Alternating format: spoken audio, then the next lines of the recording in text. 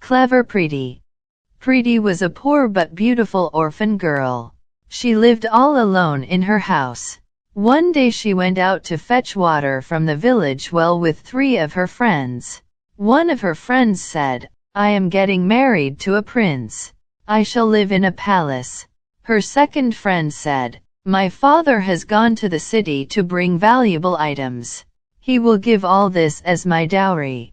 The third friend said, "My father has bought many costly jewels and dresses for me." Preety was quietly listening to them.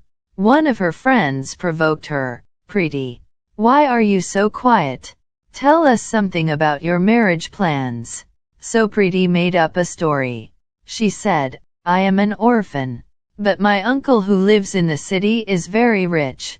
So he will bring me sweets and lots of gold and diamond jewelry. He will place them on a golden salver and gift me on the day of my marriage." Just then a dacoit who was disguised as a beggar heard the girls' gossips. He was attracted towards Preety. He decided to marry her. Next day the dacoit, disguised as a jeweler, went to Preety's house. He took in his hand a salver filled with gold and diamond jewelry. He knocked at the door. When Preety opened the door, the stranger told her, "I am your father's best friend. At the time of his death, I had promised him that I shall marry you to a very rich boy. I have found the right groom, so get ready, we are going to the city." Preety was amazed to hear all this. But before she could think anything else, the stranger said, "Be quick, we must reach the city before sunset." Preety collected all her necessary things and was ready. The dacoit took her to his own house. On reaching home, the dacoit said, "I am not your uncle. I am a dacoit and I want to marry you." Preety began to cry bitterly. She said, "No, I don't want to marry a thief. Let me go home." But her tears had no effect on the dacoit. He asked his old mother to guard the girl while he went out to make arrangements for the marriage. When the dacoit had left, the old lady looked at Preety's long beautiful hair and said, "Your hair are very long. How do you manage them? My mother used to put my head in a mortar and then slowly caress it with a pestle."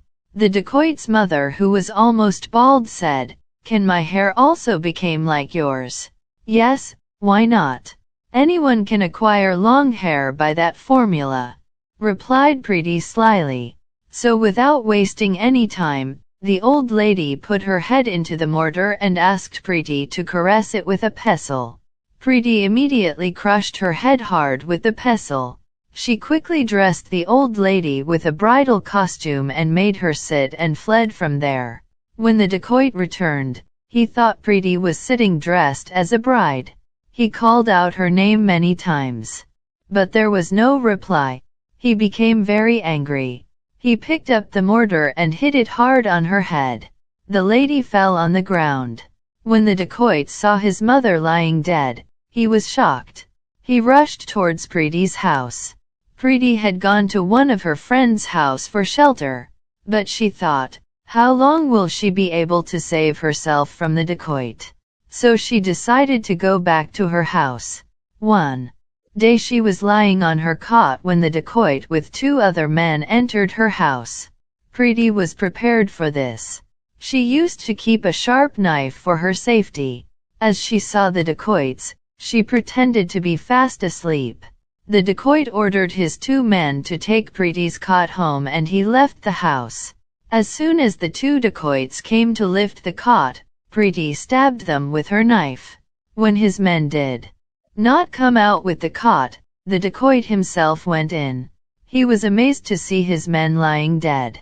The dacoit was scared too. He rushed out of the house for his life. Preety followed him with her knife. He quickly climbed up a tall tree to save himself. Preety surrounded the tree with dry twigs, leaves and woods and set it on fire. The dacoit was also burned with the tree. After this, Preety went to the dacoit's house and collected all his booty and returned home. Please subscribe my channel and encourage me to upload more videos. Like, comment, share. Subscribe and press the bell icon and never miss another update.